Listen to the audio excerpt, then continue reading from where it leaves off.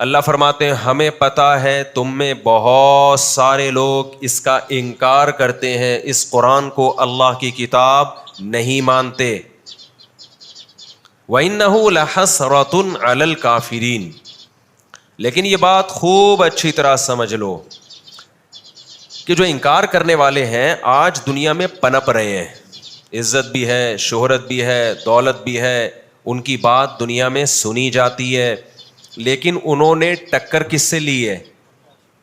کائنات کو بنانے والے سے.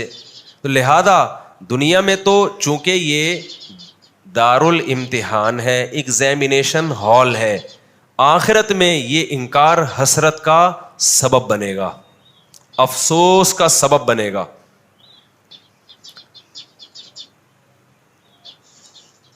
وَفَرِحُوا بِمَا عِندَهُم مِّنَ الْعِلْمِ. آپ کو پتہ ہے مذہب کا انکار ہوتا کیوں ہے؟ مذہب کا انکار ہوتا کیوں ہے؟ مذہب کا انکار جب بھی پیغمبر دنیا میں آئے تو قرآن کہتا ہے غریبوں نے انکار نہیں کیا. زیادہ تر غریب تھے جو پیغمبروں پر ایمان لائے. انکار دو طبقے نے کیا ہے، بلکہ تین طبقے نے. وَقَالَ الْمَلَأُ الَّذِينَ كَفَرُوا مِن قَوْمِهِ. قرآن میں یہ لفظ بہت ہے. وہ لوگ جن کے ہاتھ میں حکومت کی باغ ڈور تھی، جو اونچی اونچی پوسٹوں پر تھے، تو 17 سے لے کے 22ویں گریڈ تک کے آفیسرز تھے. اس زمانے کے جو بھی 17 گریڈ کا ہوتا ہوگا بھائی، اور اس زمانے کا 17 والا آج کے 17 والے جیسا نہیں ہوتا تھا، وہ سچی مچی کا ہوتا تھا. آج کا 17 والا کا تو اپنے گھر میں آفیسر نہیں ہے. خیر یہ پھر سیاسی باتیں شروع ہو جائیں گی.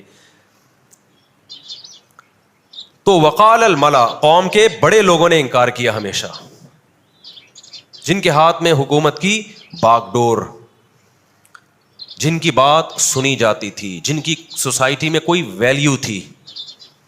نمبر 2 کس نے انکار کیا؟ وما انا بطارد الذین آمنوا انہم ملاقو ربہم من ینصرنی من اللہ ان طردتہم. تمام پیغمبروں کو یہ کہا گیا مالداروں کی طرف سے کہ ان غریبوں کو آپ اپنی محفل سے نکالیں، ہم ان کے ساتھ بیٹھ کے آپ کی بات نہیں سنیں گے. یہ قوم کے پس لوگ ہیں. یہ کیوں آ رہے ہیں؟ اگر ہم ان کے ساتھ بیٹھیں گے تو ہماری ویلیو کم ہو جائے گی. ان کو ہٹا دیں، آپ ان کو نہ آنے دیں اپنی محفلوں میں، پھر ہم آپ کی بات سنیں گے. تو دوسرا کون سا طبقہ تھا جس نے انکار کیا؟ جس کے پاس دولت. سمجھتا ہے بات کو کہ نہیں سمجھتا ہے؟ میں نہیں کہہ رہا سب نے انکار کیا. سورہ مومن جو 26ویں پارے میں یا 25ویں پارے میں، اس میں اللہ نے بتایا کہ وقال رجل مؤمن من آل فرعون یکتم ایمانہ. فرعون میں محل میں کچھ لوگ جو سرکاری عہدوں پر تھے وہ بھی ایمان لے کر آئے، لیکن بہت بولو تھوڑے، میجورٹی بے ایمان. تو یہ شروع سے ہی آ رہا ہے بھائی. جو حکومت چلانے والے اکثر کیا ہوتے ہیں، یہ شروع سے کوئی آج کا مسئلہ نہیں ہے یہ. تو آپ خام خواہ اپنے ان بڑوں کو برا بھلا کہہ کے اپنی زبانیں خراب کرتے ہو. آپ بن گئے تو آپ بھی ویسے ہی، اللہ نہ کرے یعنی خطرہ اس بات کا، ویسے ہی ہو جاؤ گے. تو شروع سے ہی چلا آ رہا ہے، پیٹ بھرے ہوئے ہوتے ہیں نا. تیسرا وہ طبقہ جس نے پیغمبروں کا سب سے زیادہ انکار کیا، وہ کون تھے؟ فریحوا بما عندهم من العلم. اللہ کہتے ہیں جن کے پاس علم تھا نا، جب پیغمبروں نے انہیں اللہ کی طرف بلایا تو وہ جو علم اور نالج ان کے پاس تھی، اس نالج کی بیس پر فریحوا اترانے لگے، تکبر میں آ گئے. فرحت کا معنی ہوتا ہے خوش ہونا، لیکن یہاں خوش ہونا مراد نہیں ہے. بعض دفعہ اترانے کو بھی کیا کہتے ہیں؟ کہہ رہے ہیں زیادہ خوش ہونے کی ضرورت نہیں ہے، نہیں اترانے کی ضرورت نہیں ہے، ورنہ خوش ہونا تو اچھا کام ہے اگر کوئی نعمت آپ کو ملی ہے.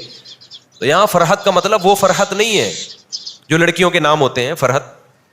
یہاں فرحت کا مطلب وہ فرحت ہے جو اترانے کے، تکبر کے معنی میں، شو بازی کے معنی میں. جیسے آج کل کچھ یوٹیوبرز آ رہے ہیں، ہر وقت شو مارنے سے ان کو فرصت ہی نہیں مل رہی.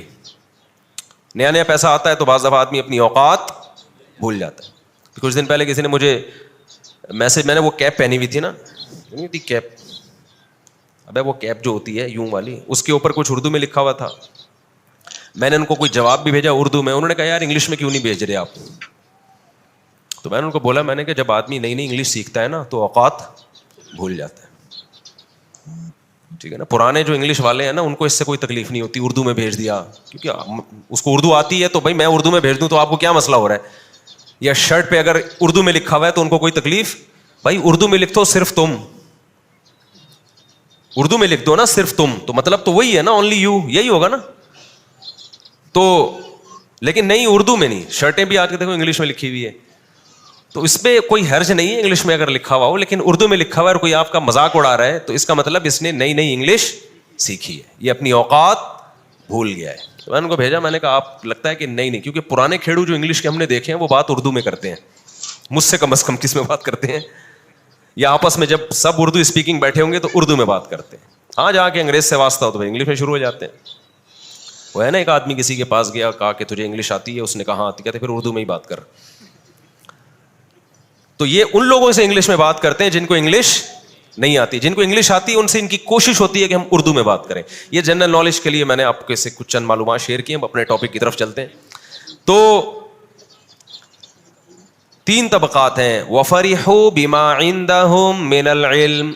قرآن کہتا ہے جب پیغمبروں نے دعوت دی تو جن قوموں کے پاس نالج تھی اس نالج کی بیس پہ وہ اترانے لگے, تکبر میں آ گئے اور انہوں نے پیغمبروں کی دعوت کا انکار کر دیا. کتنے طبقے ہوئے؟ جن کے پاس نالج, اس کا مطلب جاہل لوگ ایمان لا رہے تھے, یہی مطلب ہوا نا. وہ طبقہ جس کے پاس دولت تھی, اس کا مطلب غریب ایمان لا رہا تھا. زیادہ تر غریبوں میں بھی کافر بھی تھے, ایسا نہیں ہے. جس کے پاس عہدہ تھا وہ کافر تھا, اس کا مطلب جن کے پاس عہدہ نہیں ہے وہ. خلاصہ یہ نکلا کہ جو طبقہ جاہل, جو طبقہ غریب, جس کے پاس کوئی عہدہ نہیں ہے وہ ایمان لا رہے ہیں, اور جس کے پاس کوئی کوالٹی ہے, کوئی عہدہ ہے اور پیسہ ہے اور نالج ہے, یہ طبقہ پیغمبروں پر ایمان زیادہ لا رہا ہے.